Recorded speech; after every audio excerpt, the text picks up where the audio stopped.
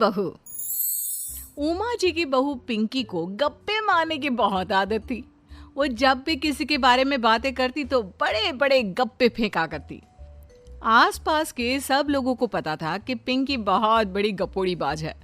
लोग उसकी बात पर विश्वास नहीं किया करते थे, लेकिन हाँ, उसकी बातें सुन सुनकर हंसते बहुत थे। अरे बहू, पड़ोस वाली शर्मा जी है ना, उनकी बेटी का जन्मदिन है, तुम भी चली जाना। ठीक है मम्मी जी, ये तो बता दो गिफ्ट में लेकर क्या जाना है। अरे लेकर क्या जाना है, 250 का लिफाफा दे देना, बस काफी है। अरे मम्मी जी, अच्छा लगेगा क्या? पड़ोसी हैं हमारे, हमें कुछ बड़ा लेकर जाना चाहिए। अरे बहू, इतना काफी है। जानती हैं आप, मेरे मायके में जब पड़ोस में किसी की बर्थडे होती थी ना, तो मम्मी कुछ ना कुछ गोल्ड का ही देकर भेजती थी। पड़ोसी के बर्थडे में सोना? कैसी बातें करती हो। और नहीं तो क्या, आपकी तरह थोड़ी ना लिफाफा पकड़ा दिया। पिंकी शर्मा जी की बेटी के जन्मदिन में चली जाती है। अरे आज तो बड़ी सुंदर लग रही हो साड़ी में। जी मैं तो लहंगा पहनकर आने वाली थी, मम्मी जी नहीं मानी। अरे बेटा, बर्थडे पार्टी में तो साड़ी चल जाती है, मेरा मतलब कोई शादी थोड़ी ना है। कैसी बात कर रही हैं आप आंटी जी? मेरे मायके में तो छोटे छोटे फंक्शन भी हम लोग लहंगा बनवाते थे बुटीक से, डिजाइन करवाकर। चाहे पड़ोस में किसी का जन्मदिन हो, मेरी मम्मी हमेशा बुटीक से नया लहंगा डिजाइन करवाती थी। मैंने तो ऐसा कहीं नहीं देखा, ये तो तुमने आज बड़े कमाल की बात बताई। अरे जाने दीजिए, कोई बात नहीं। और बताइए, आपकी बेटी नजर नहीं आ रही। अरे भाभी, मैं यहाँ हूँ, ये देखिए मेरा ड्रेस कैसा लग रहा है। ठीक ही है, मतलब बर्थडे के हिसाब से थोड़ा हल्का है ना। अरे भाभी, इतना सुंदर गाउन पहना है मैंने। मैं ना शादी से पहले अपने बर्थडे पर हमेशा जरी वाला लहंगा पहना करती थी, यही मैं तुम्हारी मम्मी को भी बता रही थी। इसके बाद केक काटने का प्रोग्राम शुरू होता है। सब लोग इकट्ठे हो जाते हैं। शर्मा जी की बेटी का केक देखकर पिंकी से रहा नहीं जाता। उसके अंदर का गपोड़ी बाज बाहर निकल कर आ जाता है। अरे इतना छोटा सा केक! अरे बेटा, मेहमानों के हिसाब से ही है, जितने लोग इतना बड़ा केक। आंटी जी, कम से कम 4 या 5 मंजिल वाला केक तो बनाना चाहिए था। आपकी बेटी का बर्थडे रोज रोज थोड़ी ना आता है। मेरे बर्थडे पर हमेशा पापा 4 केक बनवाते थे, सारे केक 4-4 मंजिल के होते थे। वहां पर सारे लोग उमा जी के मोहल्ले के ही थे और वो पिंकी के गप्पे मारने की आदत से अच्छी तरह वाकिफ थे, इसलिए सब लोग उसकी बात सुनकर हंसने लगे, लेकिन किसी ने पिंकी से कुछ नहीं कहा। एक दिन सुबह सुबह पिंकी ने अपनी सास से कहा, मम्मी जी, मेरे मम्मी पापा मुझसे मिलने के लिए यहाँ आ रहे हैं।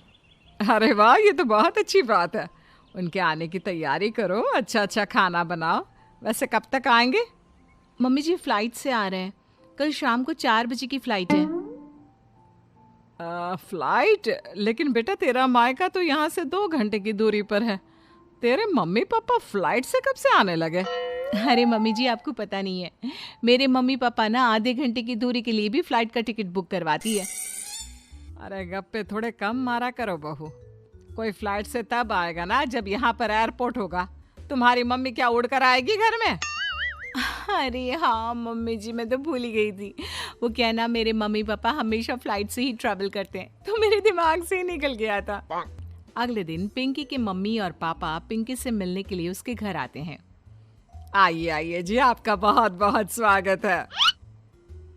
और समदन जी, हमारी बेटी की कोई शिकायत तो नहीं ना? ठीक से संभाल लिया है ना आपका घर? अरे मेरी बहू बहुत समझदार है, घर का काम बहुत अच्छे तरीके से करती है।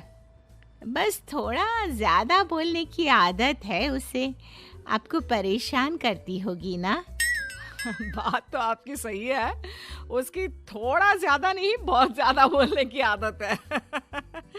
लेकिन कोई बात नहीं, आपकी बेटी दिल की बहुत अच्छी है, बस थोड़ा बोलती ही तो ज्यादा है।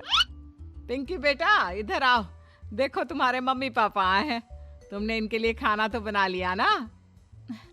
वो क्या है ना मम्मी जी, आपसे एक बात कहनी थी। हाँ हाँ बोलो बहू, क्या बात है, डरने की कोई जरूरत नहीं। वो मम्मी जी, मैंने सोचा मम्मी पापा आए हैं तो खाना बाहर से मंगवा लेती हूँ। अरे कोई बात नहीं बेटा, वैसे भी तुम किचन में काम करने लग जाती तो अपने मम्मी पापा से बात कब करती। बहुत अच्छा किया। अब तुम अपने मम्मी पापा के साथ बैठकर आराम से बात करो, मैं अंदर जाती हूँ। शाम का वक्त जैसे ही दरवाजे की घंटी बजी, 3-4 लोग हाथों में खाने के बहुत सारे पैकेट लेकर उमा जी के घर पहुंच गए। अरे भाई कौन है आप लोग, लगता है गलत पते पर आ गए। नहीं नहीं माँ जी, हम तो खाने का ऑर्डर डिलीवर करने आए हैं, यहीं से बुकिंग मिली थी। अरे नहीं नहीं, आपको कोई गलत फहमी हुई है, हमारे यहाँ तो 2 ही मेहमान आए हैं। आपके हाथ के पैकेट देखकर लगता है इसमें 50 लोगों का खाना है। माँ जी आपने सही समझा, खाना तो इसमें 50 लोगों का ही है, क्योंकि हमें ऑर्डर यहीं से 50 लोगों का मिला है।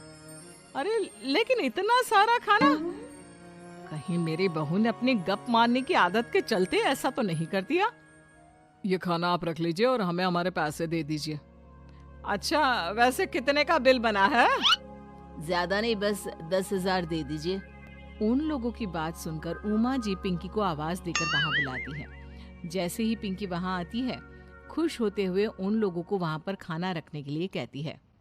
अरे इतना सारा खाना क्यों मंगवाया बहू?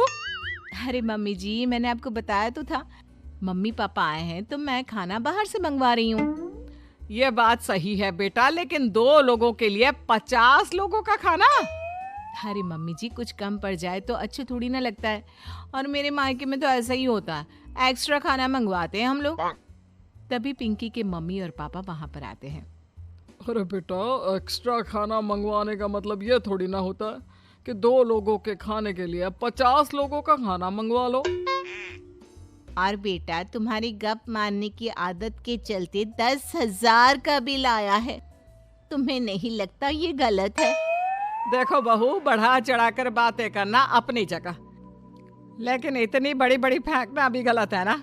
पहली बात तो इतने सारे पैसे लगे, और दूसरी बात खाना वेस्ट होगा। आप लोग ठीक कहते हैं, मैं आज के बाद अपनी इस आदत को कंट्रोल करने की कोशिश करूंगी और अब से गप थोड़ी कम मारा करूंगी। पिंकी की बात सुनकर सब लोग हंसने लगे।